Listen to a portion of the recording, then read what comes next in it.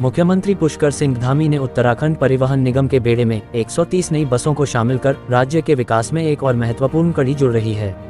आधुनिक तकनीक से युक्त नई बसें राज्य के परिवहन तंत्र को सशक्त बनाने की दिशा में एक महत्वपूर्ण कदम साबित होंगी।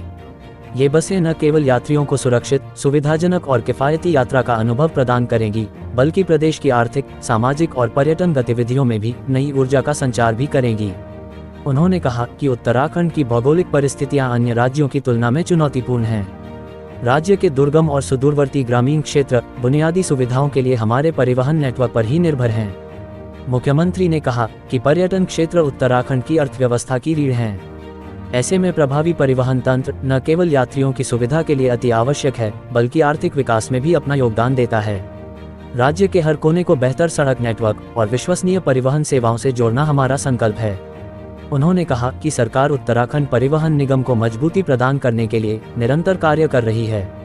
जहां कुछ वर्ष पूर्व तक हमारा परिवहन निगम 500 करोड़ से भी अधिक के घाटे में था, पिछले 3 वर्षों से परिवहन निगम लगातार मुनाफे में है। इसके लिए उन्होंने परिवहन निगम के अधिकारियों और कर्मचारियों के कार्यों की प्रशंसा भी की। मुख्यमंत्री ने कहा कि इस दशक को उत्तराखंड का दशक बनाने के लिए हम आगे बढ़ रहे हैं। आज अनेक क्षेत्रों में उत्तराखंड देश की अग्रणी राज्यों की श्रेणी में शामिल है। नीति आयोग द्वारा जारी सतत विकास लक्ष्यों में राज्य को प्रथम स्थान मिला है। इसे बनाए रखना हमारे लिए चुनौती है। राज्य की जीएसडीपी तेजी से बढ़ी है। इस दीपावली के अवसर पर सेवाएं देने वाले चालकों, परिचालकों और तकनीकी कर्मचारियों को प्रोत्साहन राशि देने का भी फैसला किया गया है। विधायक विनोद चमोली ने कहा कि मुख्यमंत्री पुष्कर सिंह धामी के नेतृत्व में एक ही बार में बसों के बेड़े में 10% की वृद्धि राज्य के लिए एक बड़ी सौगात है।